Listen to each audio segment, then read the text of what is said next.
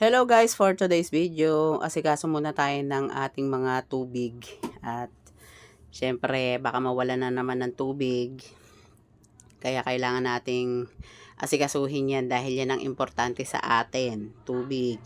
Yan. Pinuno ko muna yung aking mga lagayan para wala na akong iintindihin maya lang at magsasaing na rin ako. Dahil hapon na nga at kailangan na nating mag-asikaso ng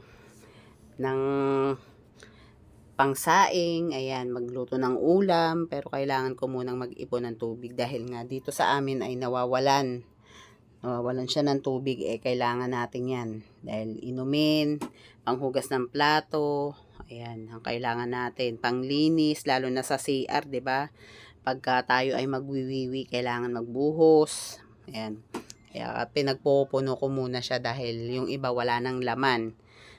Mas maganda na lahat may laman bago tayo maghayahay.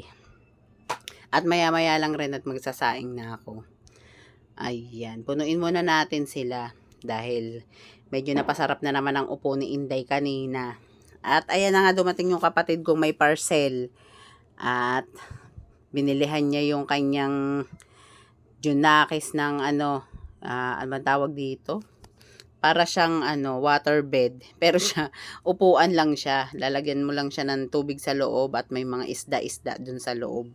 Ayan, hinanginan niya na po, pumatong na sa lamesa ba, para lang mahanginan dahil nasira yung aming pangbomba sa ng hangin, nawala yung pinakapin niya, kaya ang hirap pasok doon sa may ng hangin, kaya ayan. Ang hirap din niya bombahin kasi nawala nga yung pinaka niya. Sumisingaw yung hangin ba. Ayan.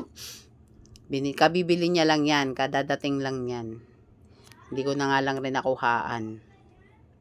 At kailangan ng hanginan yung pinakagilid niya, guys. Para daw malibang yung anak niya dahil medyo may kabigatan na rin siya.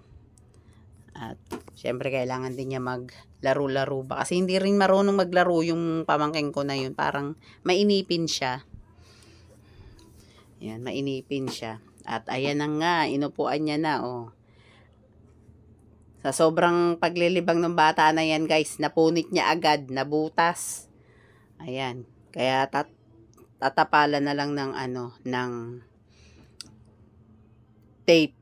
Kailangan yung white na tape para hindi niya kutkutin. Kasi baka pagka ibang tape ang nilagay, kutkutin.